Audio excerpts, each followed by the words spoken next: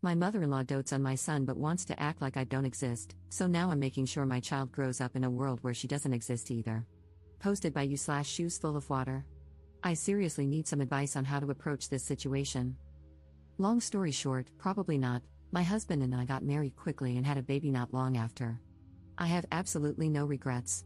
I love my husband and adore our baby. I have such a wonderful life with them. The problem is my mother-in-law. She 100% has bipolar disorder, borderline personality disorder, or something similar, but she won't seek treatment. Everyone in the family knows something is wrong, but they tiptoe around the issue because she's a ticking time bomb 90% of the time. She disapproved of me from the start, and I don't know why. I like to think I'm nice, people have told me I'm funny, my husband has always adored me, and I did my best to be polite. My husband says she's never liked any of his girlfriends, it's some complex she has about her precious little boy, where no one is ever good enough for him. But he said he didn't care what she thinks because he knows I'm perfect for him, so sweet. She surprised us by showing up to our elopement.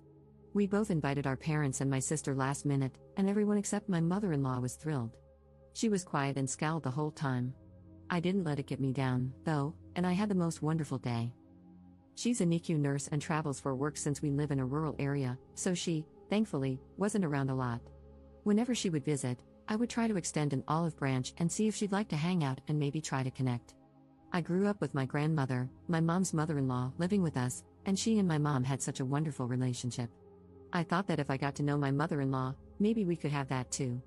Nope, half the time, she had some excuse about being tired, and the other half, she wouldn't even respond. She actually got into the habit of not telling us when she was in town. I brushed it off, I can't force her to be my friend.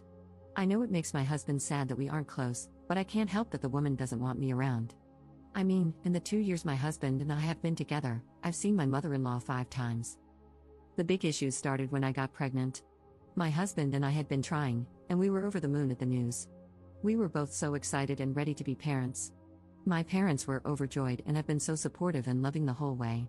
When we told my mother-in-law, she was awful. We prefaced the visit by telling them we had news to share.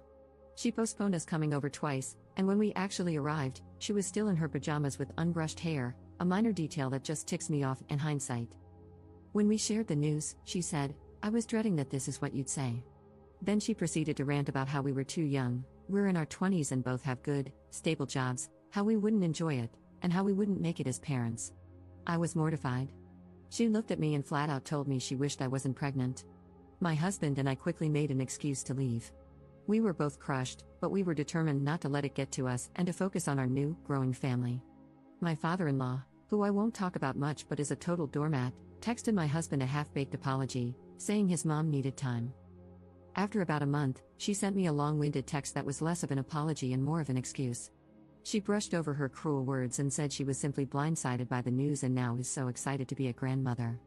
I didn't respond.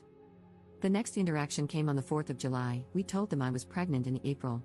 I was several months along and was so hungry all the time, but the smell of cooking meat would make me so sick, it was awful. Also, I have celiac disease, so I'm used to bringing my own alternatives to people's houses to accommodate my food restriction. My in-laws, my sister-in-law, who lives in Arizona, many hours away from us, and a couple of my sister-in-law's friends were in town for the 4th. My parents invited us to their house, and we happily accepted. My in-laws never reached out about plans. My husband texted them the day before to see what they were doing, and my father-in-law said they were having a barbecue and wanted us to come. My husband asked what food would be served. With my dietary restriction, the only thing I could eat would be a plain hamburger patty, but I was worried it would make me sick during pregnancy. My husband, I didn't ask him to do this, he was just in protective of my pregnant wife mode, asked if there was anything I could eat. My mother-in-law responded by saying she hadn't really thought about me and was more concerned with catering to my sister-in-law's friends. My husband asked if we should bring food for me, and they said no, that the barbecue was supposed to be a special thing and they had some chips I could snack on. Keep in mind, I'm 4 months pregnant at this point, and my choice was a whole meal that my parents made that I could eat or chips. I texted my mother-in-law and politely declined the invitation, telling her that in the future, if she wanted me to attend events centered around food, she should either provide something I could eat or give me some notice so I could bring my own. She lost it. She didn't respond to my message, which my husband agreed was appropriate and polite, but texted my husband nonstop about how cruel and cold I was and how I had ruined her holiday. I texted her, saying that if she was upset with me, she should talk to me, not my husband. Furthermore, I told her she had established the precedent that we weren't friends and that I didn't want to be her friend, but I did want her to be nice to me. I even said that if she wanted a relationship with my child, she needed to behave. Was this blunt? Yes, but I didn't curse or say anything derogatory. I said what she needed to hear because no one else in the family would check her behavior. She never responded, and to this day, I don't recall her ever texting me again. She eventually made a group chat with my husband and me, but she would only talk to him, specifically addressing him in messages. I didn't speak to her for months. She never checked on me during my pregnancy, not even once. She would feign interest by texting my husband about how I was doing, but I found that very performative. If she genuinely cared, she could have texted me once in 9 months. My baby was born big and healthy in December. He's the light of my life. By this time, my mother-in-law and father-in-law had moved to Arizona because the warmer weather agreed with her more. And the distance? It agrees with me.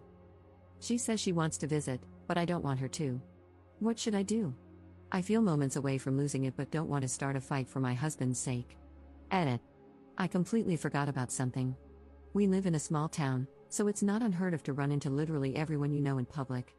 When my in-laws were still living in town, I would see them every so often with my husband. My mother-in-law was always so sweet when my husband was around. But one time, I saw her at the grocery store by myself. I smiled and waved and started turning my cart to go say hello, and she glared at me and stormed away. I couldn't believe it. My husband and I were already married at this point, and this was after masking restrictions were lifted, so she knew it was me. Update 1 month later.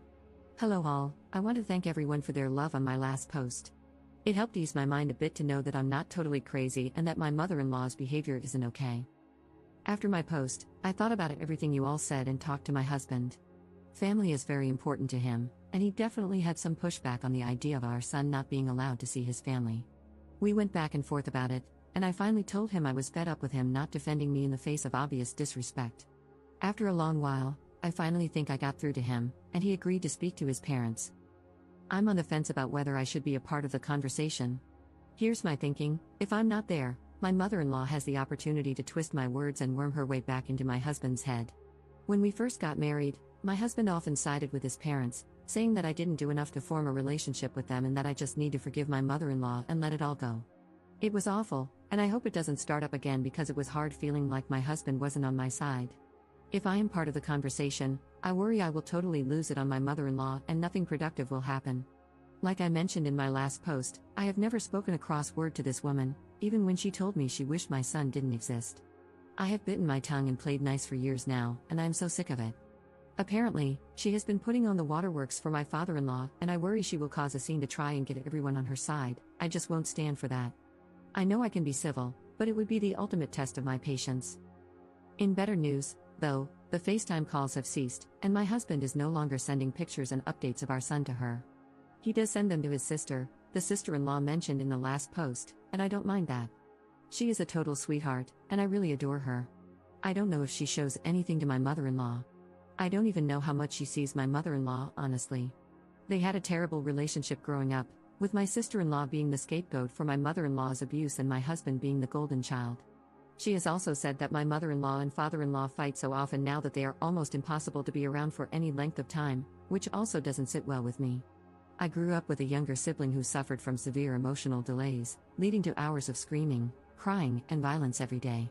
I'm sure my mother-in-law and father-in-law's fighting isn't so extreme, but it's important to me that my son not be exposed to loud, aggressive behavior when possible. In slightly worse news, my husband is upset again about our son not being allowed to see my mother-in-law until we, or just my husband, talk to her. He started throwing around concerns about grandparents' rights, which he doesn't fully understand. Grandparents' rights are typically only invoked in custody battles, which my husband and I don't have, as we are married. Also, they don't apply to children under the age of 2. Our son is 6 months old, and require an established relationship. My mother-in-law has seen my son once when he was a newborn.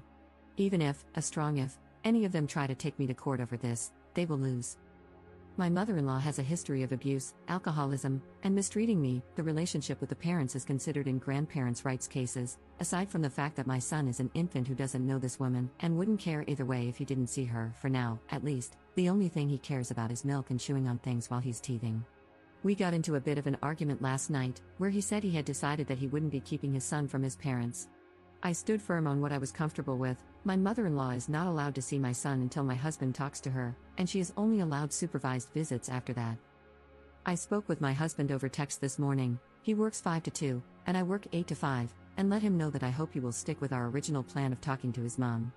I also reminded him that we need to be a team on this, like in all things. I reiterated that we are in this situation because of her and her behavior, not because of anything I did. Another issue is that my husband wants his parents to babysit since my mother-in-law is coming to visit sometime in July, and I'm just not comfortable with it. My mother-in-law has a sordid history of not listening to me. I just don't trust leaving my son with her because I have no way of knowing if she will respect what I ask her to do for him.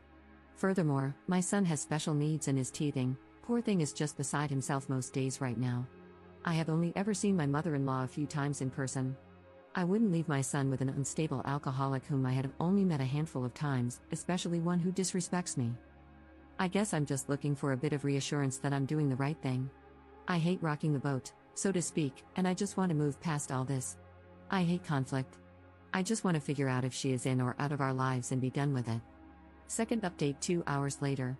Thank you for all the replies so far, they're fanning the flames of my righteous fury. Though, I will remain civil. Below is a text I sent my husband. I had too much on my mind to wait until after work. I will update in the comments again when he replies. Our son's name has been replaced with baby. Text to my husband, I've been thinking a lot about the situation with your mom. I keep thinking about how I don't want to cause problems, but I realize that I haven't done anything wrong. I haven't done anything to her. I've never been anything but nice to her. The bottom line is that we had an agreement. Your mother is not allowed to act however she wants toward me. She disrespected me and treated me like an incubator for her grandchild, whom she has no relationship with. And she will not have a relationship with him until she begins to behave differently. Your parents will not be babysitting baby yet. When he was born, you didn't feel comfortable with my parents babysitting until we had seen them around baby for a while, and the same will stand true for your parents. We can consider letting them keep baby after they've had time to get to know him and we see how they interact with him. He's more aware than ever now, and especially with his teething, it's not a good idea to leave him in a strange environment with people he doesn't know. Baby isn't allowed to be with anyone we're not both on board with. If I came to you and said, hey, I'm going to leave baby with an unstable alcoholic you've only met a few times, and there's nothing you can say or do about it, you would flip out, understandably so. You can't do that to me. We are supposed to be a united front in our decisions with baby. It's completely unfair for you to flip-flop on me like this. 1 minute you're the supportive husband who has sympathy for my position and wants to put our family first, and the next minute I'm a witch who is incapable of forgiveness and the whole situation is my fault. You need to pick a side. It's either me and baby or your mother. I'm tired of waiting for you to defend me. I'm your wife, and he is your son. At the end of the day, your mother is the problem, not me. She caused all this, her behavior, her actions. She's an adult, and she made her choices. Now she has to live with the consequences. I've been patient, I've been polite, I've been flexible. I allowed her to see him when he was born, and that didn't change anything. She needs to figure herself out before she's allowed to see our son. Again, thank you, everyone. It feels good to feel less alone on this issue. Mini update 4 hours later. My husband's response can be summed up as this: he thinks the relationship between her and me can be repaired. He didn't say anything about her responsibility in repairing the relationship. Apparently, he never agreed to keeping our son from her, which isn't true. We had a long discussion about it and both agreed it would be best to have some distance between her and our son until we had a chance to speak with her. My solution of keeping our son from her forever, which isn't true, I told him that if she turns her behavior around, she can see him as long as we're around, is no solution to the problem. Again, he's glossing over everything. He agrees that his dad, never mentioned his mom, won't babysit until we have some time to see him with our son and let our son get to know him. The separation anxiety is kicking in for our baby. That's all that was said. I'm hoping we'll have a conversation tonight. Comment update 1 month 2 weeks later. My husband and I had a long talk, and we're in agreement. My mother-in-law is gone. She's completely cut off.